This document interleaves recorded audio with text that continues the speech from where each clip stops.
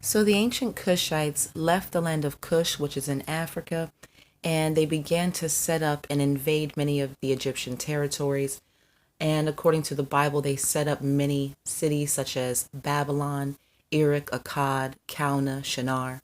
So after the Kushites leave Kush, they're later known by many titles such as the Babylonians, the Cimmerians, the Phoenicians, the Persians, the Akkadians, and by various different titles. So the capital of the Kushites was called Meroe, and the Kushite capital was located in Kush, and the capital city was called Meroe. This is why later white people began to call them Moray or Moro or later Moors, because this was the original name of their capital in Kush. So on the left, we have a Sumerian artifact which was found in Africa, or the Middle East as they call it today. And on the right, we have an artifact that belongs to the Celts, or the Celtic people of Europe. And they both belong to the same people who were Kushites, also known as the Cimmerians. So we read in Homer's Odyssey, which dates to the 9th century BC, which is 2,900 years ago, and he writes, "We reached the deep flowing ocean where the Cimmerians, Celts, have their lands and their town. This people is hidden under clouds, in mists that the sun's bright rays have never pierced. A dismal night hangs over these unfortunates." So the only place that can be referred to as the place where the sun's bright rays never pierce, or where they say the sun never sets, is Antarctica. So according to Homer 2,900 years ago, the Cimmerians, or the Kushites, were not only inhabiting all of Europe, but they were inhabiting Antarctica as well.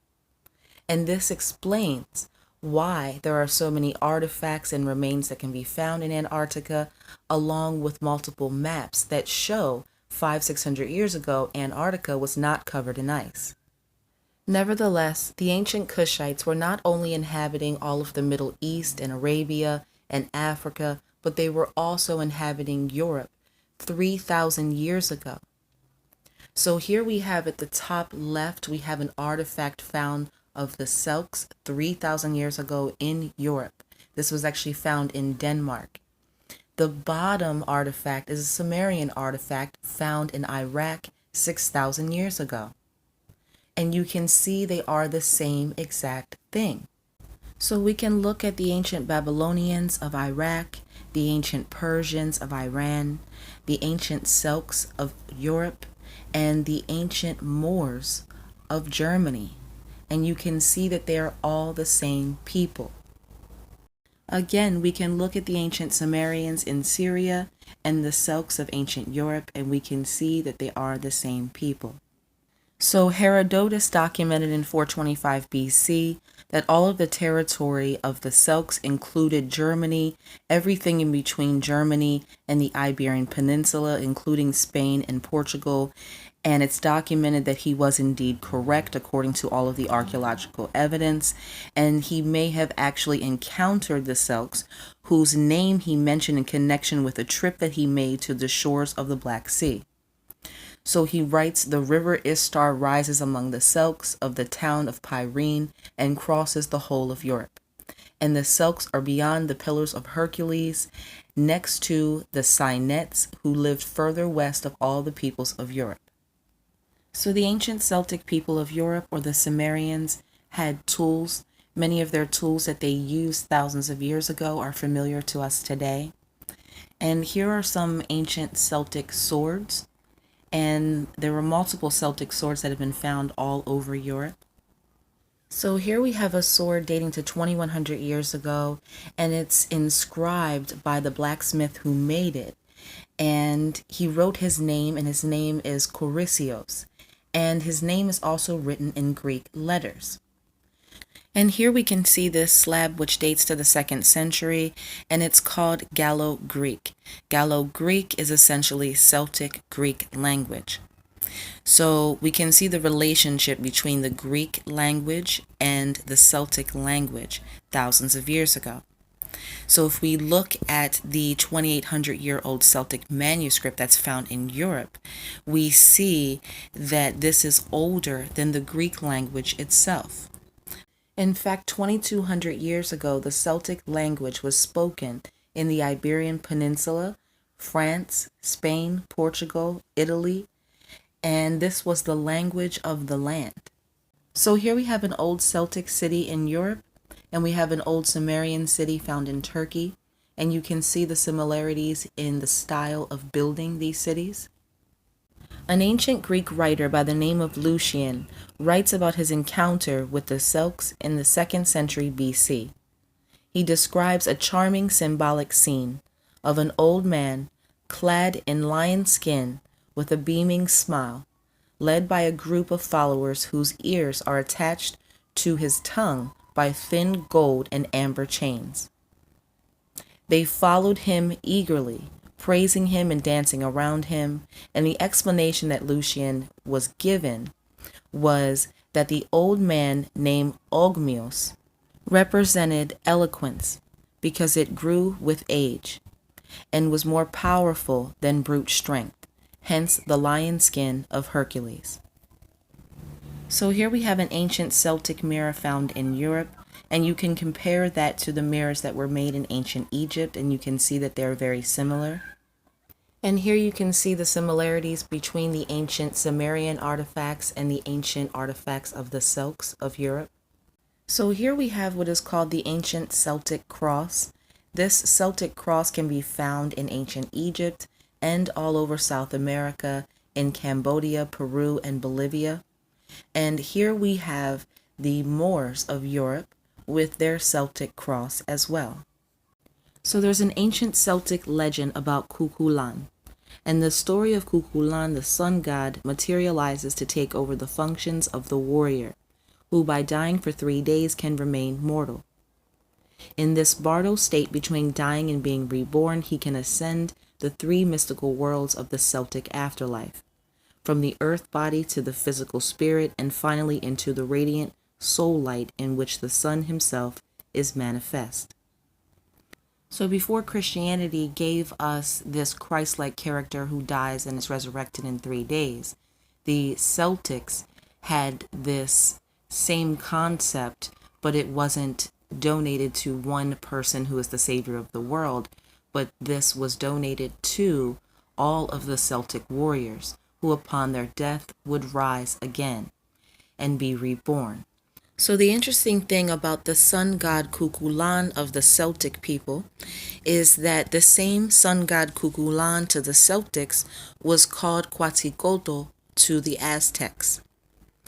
And if we look at this artifact found in Syria 3,300 years ago, in the same location where we know the Kushites were 3,300 years ago, we see that this artifact resembles the artifacts of the ancient Olmecs. So again, we have the connection between the Kushites, who were Cimmerians, who were also known as the Celts, and the people known as the Olmecs and the Aztecs of South America. So here we have some more Celtic artifacts like knives used for cutting sheep's hair. We have some Celtic necklaces that actually resemble ancient Egyptian necklaces. So the ancient historian Diodorus writes in 50 BC that the Celtic artisans working in gold not only created jewelry but also produced vessels and display weapons, often in solid gold. Using an enormous amount of raw materials, Greeks and Romans often remarked on the Celts' almost excessive taste for gold and their habit of wearing shiny ornaments on all occasions. The number and wealth of the Celtic deposits in Europe certainly were remarkable. So here we have Celtic gold coins dating to the 3rd and 4th century BC, so 2,400 years ago. The Celts had their own currency. Now the interesting thing is that it says that some of the designs of the coins were full of meaning, containing surprise elements, especially on coins from Amorica. So Himilco writes in the 5th century BC, so 2,500 years ago, he writes about the Celts. And he says that he took 4 months to cross the ocean from the Pillars of Hercules. And he came to the coast of ancient Amorica. So in 50 BC, Diodorus also writes about the Celts and their gold and how they mined and used their gold. So he describes that the Celtic people mined their gold the same way that the African people still mine their gold to this day. And he says that they make bracelets for women and for men, and they wear these bracelets on their wrists and their arms, and they make massive solid gold collars to wear around their necks, and they make fine finger rings and even gold breastplates. And it says the inland Celts make an unusual and surprising use of their temples. In sanctuaries and sacred enclosures in this area, a lot of gold is openly displayed as offerings to the gods. And although the Celts have an excessive love of money, none of the natives dare to touch the gold in the temples because of religious fear. So the Celtic tradition of filling the temples with gold for the gods as offerings is an ancient practice of the Mayan, Aztec, and the Incas of South America as well. So here's a 2,600-year-old Celtic artifact found in Switzerland, and it shows what is called Artemis, the Greek goddess. But Artemis, the Greek goddess, and the Greeks in general made gods that they thought were the equivalent to the Egyptian gods. And Artemis is the equivalent to the daughter of Ra, who is Sekhmet. And Sekhmet is shown sometimes with the head of a lion. So here we have other Celtic artifacts that have been found in Europe. And as you can see, these Celtic artifacts resemble the artifacts that can be found in ancient Sumer, or the land of Ur. And here's another Celtic artifact. This one was found in Italy. And the Celtic artifact to the left that was found in Paris is very similar to the artifact to the right, which was found in the land of Ur, or the land of the Cimmerians. So in 58 BC, Julius Caesar, the Roman general, writes about the Gauls, or the Celtics. And he says that in all of Gaul, there are only 2 classes of men who count for anything and are considered. For the common people are like slaves. They can do nothing on their own account and are never consulted. Most of them crushed by either debts or taxes or by the injustice of more powerful men. And he writes that the other 2 classes are Druids and equites, or knights or barons. So the former preside over the religious matters and see to the public and private sacrifices and expound doctrine. The latter are responsible for military affairs. So the people known as the Druids were actually Celtics as well. Druid was a term used for the Celtics, who were shamans or high priests, poets, philosophers, physicians, judges, and prophets. So something else I want to point out about the Druids is that the Druids held the mistletoe tree in high regard, and this plant was used by the magicians, and they considered nothing more sacred than the mistletoe tree. So again, we can see another connection between the early traditions of Christianity and the ancient traditions of the Celtic people of Europe. So the Greeks referred to the territory of the Celts as Kaltoi, and the Romans referred to Celtic territory as Galli. Strabo is the one who writes the most about the Celtic people. This is where we get most of the information about the territory and the land of the Celtic people. And he also writes what happened to the Celtic people. He says that the sacred lakes and ponds were filled with gold offerings that the indigenous people would throw into the lakes, offering to the gods, just like the ancient people of South America did as well. So when the Romans took control of this area, they sold the lakes at auctions. And the Romans even plundered the temples that were filled with sacred offerings to the gods. Strabo also describes how the ancient Celtic people of Europe and all of their gold was plundered by the Romans during the time of the lives of the 12 Caesars. So all of the Celtic gold that the Romans had stolen from the Celtic people in Europe, they took it back to Rome and melted it down in Roman melting pots. So Strabo also describes that the territory of the Celtics was also called Celtica, and it included the Alps and the very high mountains.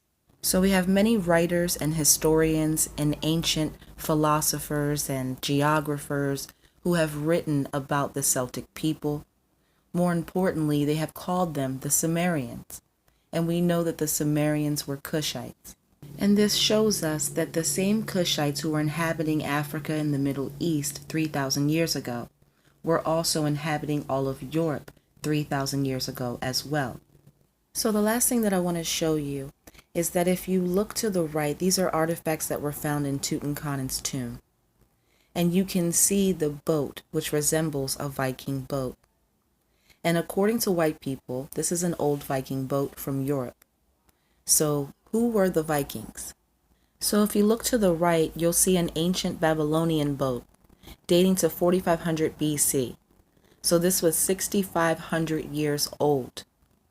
So the ancient Egyptians and the ancient Kushites both had these Viking-style boats 6,500 years ago.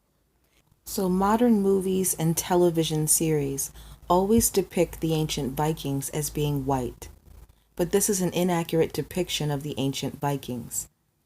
And if we want to see a more accurate depiction of what the Vikings or the Celts look like, or the ancient inhabitants of Europe, all we have to do is look at all of the evidence that these black civilizations left behind.